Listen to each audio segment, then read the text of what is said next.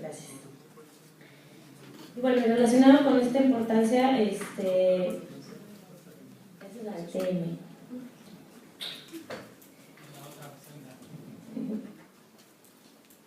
Entonces, Simone ya lo mencionaba, ¿no? Hay una diversidad de mecanismos para financiar las acciones de cambio climático, pero yo me voy a enfocar simplemente a la que sigue, por favor, en el asunto de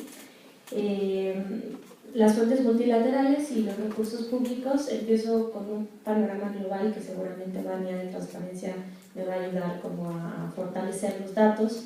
Van a ver que hay mucha variabilidad en los datos, ¿no? Dependiendo de la fuente, pero que al final el estudio que hicimos en CERDA y que hemos venido actualizando con los años es ya más enfocado a cuántos recursos recibe México. Entonces, en esta diapositiva es un ejemplo de cómo está el financiamiento y cómo ha ido comportándose desde el 2011, en donde vemos que este mapeo que hizo el Climate Policy Initiative sale, o estos primeros tracking de financiamiento que se hacen a nivel internacional, pues surgen de la necesidad de tener un financiamiento de corto plazo, como lo establecía la Convención Marco en Copenhague, de lograr los 30 millones de dólares de financiación, y vemos un salto radical al 2012, en donde ya hay un incremento en el scope, pero también en los millones de dólares mapeados.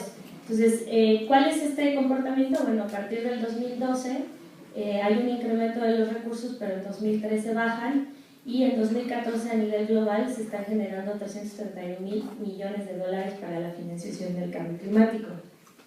¿Cuál es el objetivo, o más bien las consecuencias principales de una disminución pero un incremento en el scope?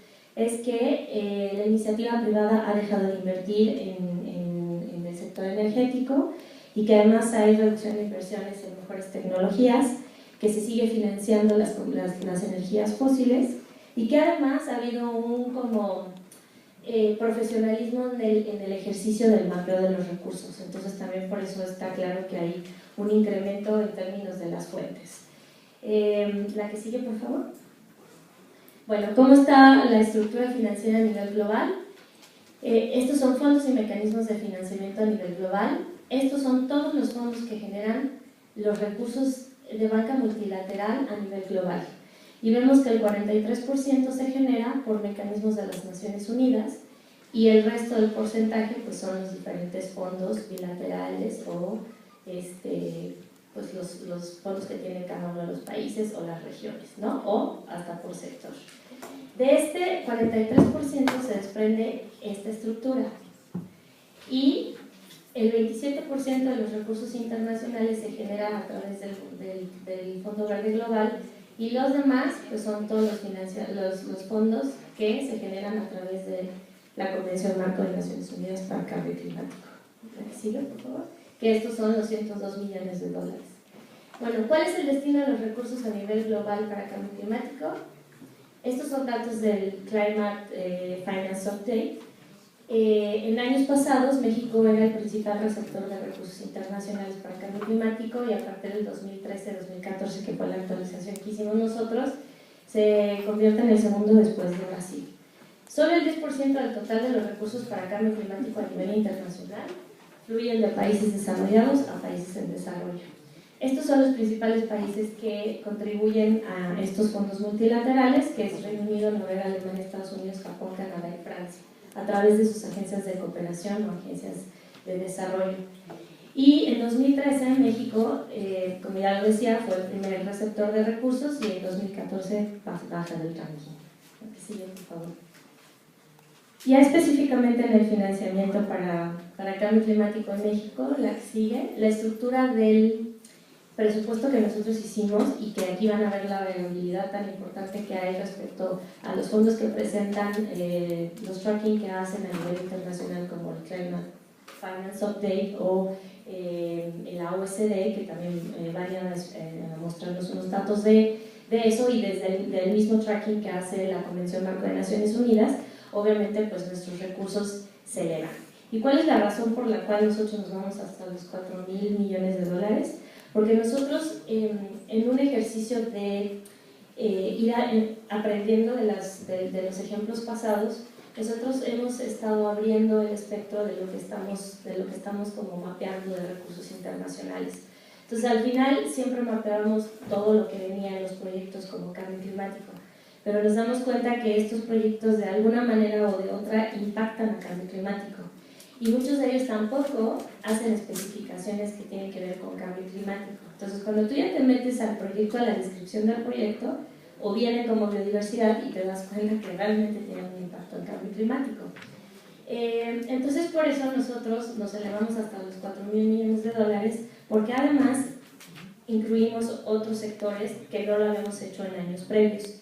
Y además incluimos el tracking del financiamiento de fuentes multilaterales de cooperación y lo que nosotros le decimos como en la financiación privada, en donde entran todas las fundaciones que vienen a estos países como México y gastan recursos para acciones de cambio climático. Además de que también el espectro no nada más se enfoca en adaptación y mitigación, sino que hay muchos proyectos que ya incluyen desarrollo de capacidades y hay muchos otros que incluyen todo. Entonces, esto va haciendo más complejo, la rama del mapeo de estos recursos cada vez es más complejo y nos encontramos con mucha más incertidumbre respecto a la información, pero también de este ejercicio de seguirles el rastro desde el origen hasta el fin. Entonces, aquí vemos que el 65% proviene, como ya se los decía, de mecanismos de la UNFCCC, de fuentes bilaterales y de fuentes multilaterales, ¿no? La que sigue, por favor. ¿Cuál es la distribución del financiamiento internacional en México? Estos son los últimos datos que tenemos.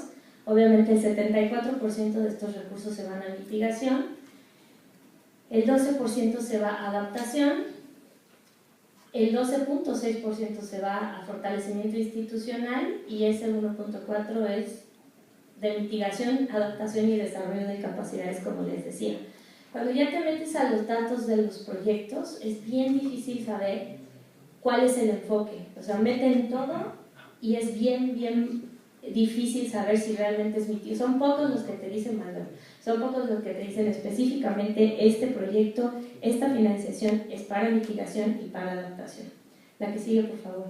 Además hay otra serie de complejidades, ¿no? Ya una vez que el recurso cae a las arcas de México, hay muchos mecanismos por los cuales van bajando los recursos.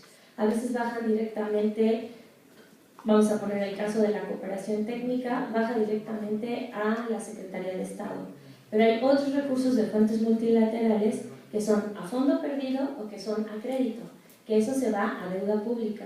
Entonces Hacienda le da un tratamiento completamente diferente. Entonces posiblemente cuando el recurso viene del Banco Mundial viene etiquetado para cambio climático, pero como cae en las arcas directamente de Hacienda, Hacienda puede designar por equilibrio macroeconómico en el país, asignarlo a uno u otro proyecto. Y nos encontrábamos con un caso en un taller que tuvimos de metodología de financiación para un proyecto para biodiversidad, no sé si era áreas naturales protegidas, el cual el proyecto tenía un monto de creo que 20 millones de dólares, de los cuales solo la dependencia implementadora del proyecto recibió $1 millón.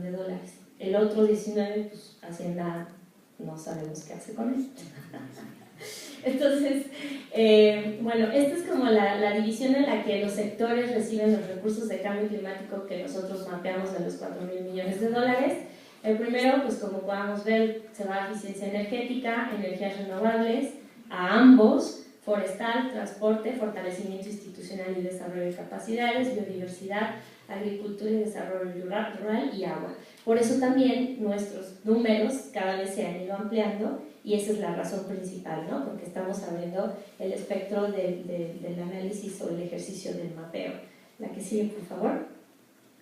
Bueno, de las fuentes nacionales de financiamiento para cambio climático existen otro tipo de instrumentos que esto ya es completamente enfocado al financiamiento público y estas son las principales: el Fondo de Cambio Climático Nacional, establecido en la Ley General de Cambio Climático, el anexo 16 del presupuesto de egresos de la Federación, que surge como a través de la aprobación de esta Ley General de Cambio Climático, los fondos sectoriales como el FONTEACE o el FONADIN, ¿no?, que ya están muy específicos en cada sector, FONADIN en la parte de transporte, FONTEACE en la parte de energía, los fondos metropolitanos, que también bajan a través del presupuesto de egresos de la Federación y que muchos de ellos ya tienen reglas de operación y sectores específicos de actividades para la financiación. Y existen otro tipo de financiamientos que son ya públicos privados, como el FIDE, ¿no?, que en congresos pasados ya nos vinieron a platicar de lo que hacía el FIDE, y que estos son fideicomisos públicos privados que financian prácticamente tecnologías.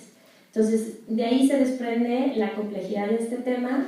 Es bueno que hagamos estos mapeos, ¿no? Sabemos que hay un grado de incertidumbre en la información, pero nos da una orientación, la que sigue por favor, hacia cómo vamos a construir políticas, hacia qué y por qué debemos de hacer un tracking de financiamiento, ¿no?, o un seguimiento del financiamiento. ¿Por qué? Porque eso nos permite generar mecanismos de transparencia y rendición de cuentas y poder seguir el trazo de los recursos, y para ver si esos recursos realmente están logrando reducir emisiones o generar mayor resiliencia o hacerlos más adaptables a los efectos de cambio climático. Porque es importante tener para qué queremos el dinero, para qué, cuáles son los sectores más importantes, a dónde se tiene que invertir. La ley lo establece: adaptación, mitigación, 50-50, cuáles son las prioridades del país, ¿no?, cuáles son los compromisos de metas país, ¿no?, y hacia dónde está yendo el financiamiento para cumplir con ellos. Desarrollar una metodología, porque todo o nada puede ser cambio climático. Ya hay muchas metodologías internacionales, regionales.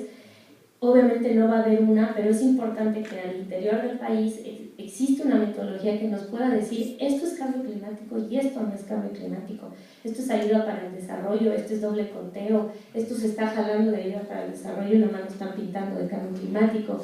O sea, ese tipo de cosas son las que nosotros tenemos al interior que empezar a trabajar, que empezar a delinear para que esto se vincule con todo lo que tenemos como metas país, ¿no?, para el cumplimiento de la reducción.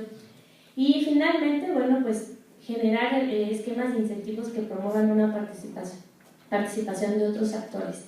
Si seguimos en todos los foros viendo la ausencia de la iniciativa privada en este tipo de financiación, y hay un alto potencial para financiar muchísimas acciones que pudieran contribuir a la meta de reducción.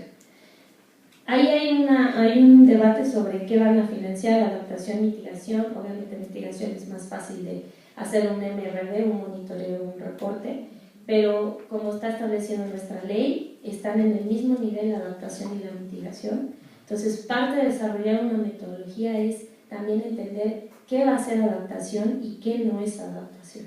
Entonces, estos son los resultados de manera muy general. Pueden encontrar la información en la página www.financiamientoclimático.mx, en donde tenemos ya un mapeo a nivel estatal, a nivel nacional, a nivel anexo 16, a nivel cambio climático, que trabajamos en conjunto con muchas organizaciones, de las cuales aquí está Transparencia Mexicana, y que es un ejercicio que estamos haciendo y tratando de actualizar con organizaciones de la sociedad civil, por lo regular todos los años. Ojalá y nos sigan dando recursos para seguir haciendo este trabajo en las organizaciones. Gracias.